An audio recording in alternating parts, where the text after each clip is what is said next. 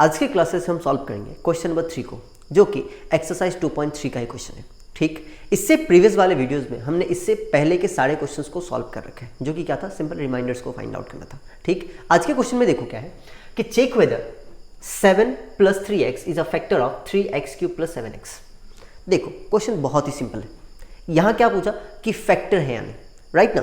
तो फैक्टर होने के लिए जो सबसे इंपॉर्टेंट कंडीशंस है वो क्या है, जैसे कि अगर लेट कर लो कि a is a factor of b।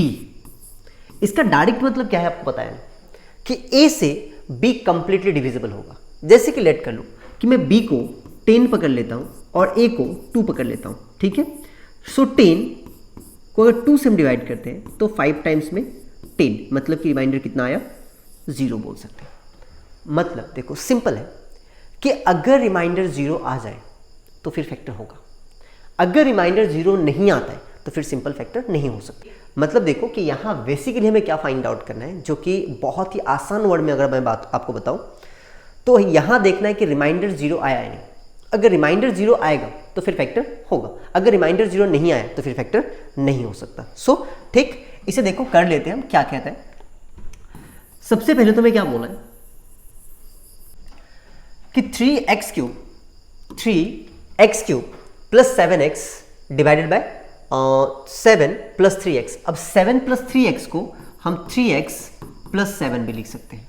ठीक है, कंफ्यूज मत रहना। सो सिंपल डिवाइड करो, देखो कि 3x³ + 7x है। यहां देखो एक टर्म मिसिंग है, वो किसका, x² का, राइट। तो हम यहां बना लेंगे कि 0 × x² + 7x। देखो ये मैंने क्यों बनाया, क्योंकि इसके बाद तो x² का टर्म्स आएगा।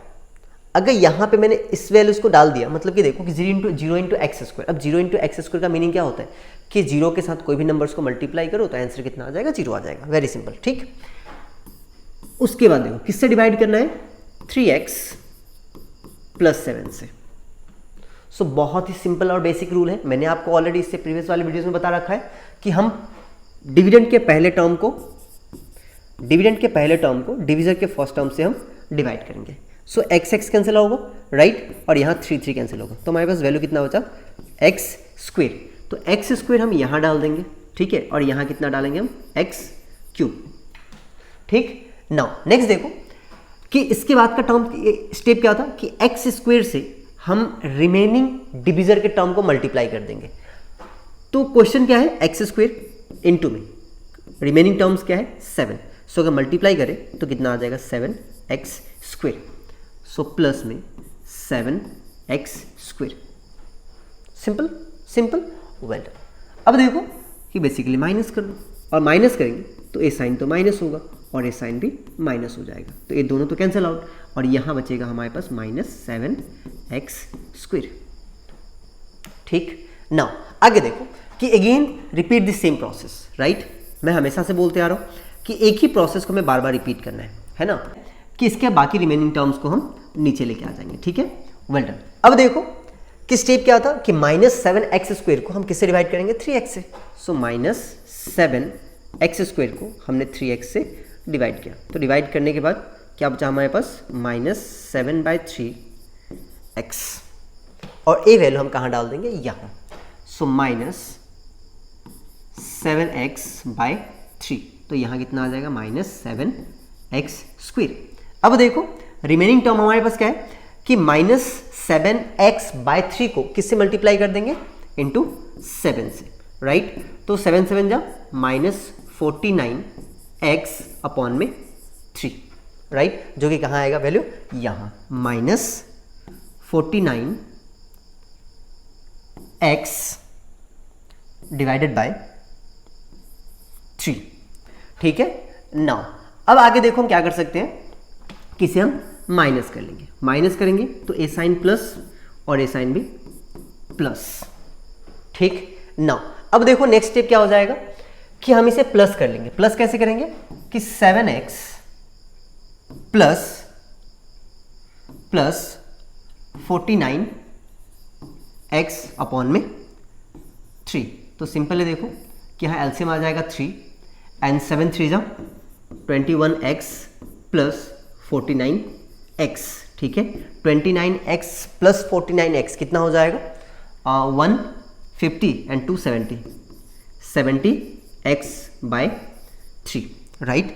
तो यहाँ ये दोनों तो कैंसिल आउट होगा और यहाँ कितना आ जाएगा? 70x by 3, right. Now again process को रिपीट कर दो कि 70x बाय 3 को हम किससे मल्टीप्लाई करेंगे?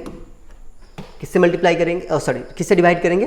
3x से, right. So 70x by 3 divided by 3x, right. So simple देखो, 70x बाय 3 इंटू में 1 बाय 3x, x तो कैंसिल आउट और हमारे पास वैल्यू कितना बचा?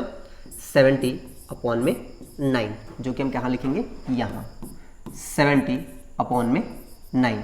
तो यहाँ कितना आ जाएगा? 70x by 3, right. अब देखो रिमेनिंग टर्म के साथ मल्टीप्लाई करो, देन कितना हो जाएगा? 70 बाय 9 इंटू 7, देन 7 7 जा 49, 490 बाय 9, राइट। नाउ यहाँ कितना लिखेंगे? Plus 490 by 9, right. Now simple है, देखो कि हम किसी क्या करेंगे, इसे माइनस कर देंगे, ठीक है। और माइनस करेंगे तो साइन तो चेंज होगा ही ना, राइट। सो सिंपल देखो कि माइनस करने के बाद यहाँ माइनस करेंगे तो ये साइन चेंज और यहाँ भी साइन चेंज, तो ये दोनों तो वैल्यू कैंसिल आउट हो जाएगा, राइट। और जो तुम्हारे पास रिमेनिंग वैल्यू बचा वो क्या है? 490 अपॉन में 9, बट क्या है? साइन क्या होगा? Negative sign, right. So simple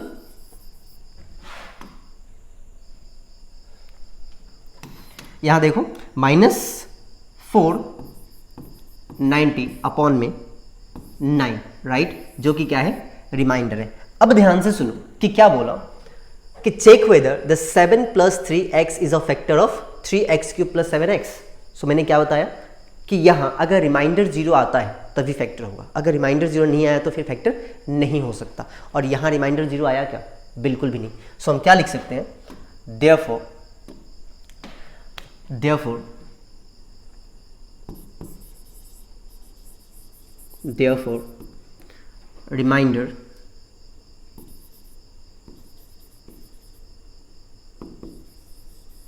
remainder is not 0, so we can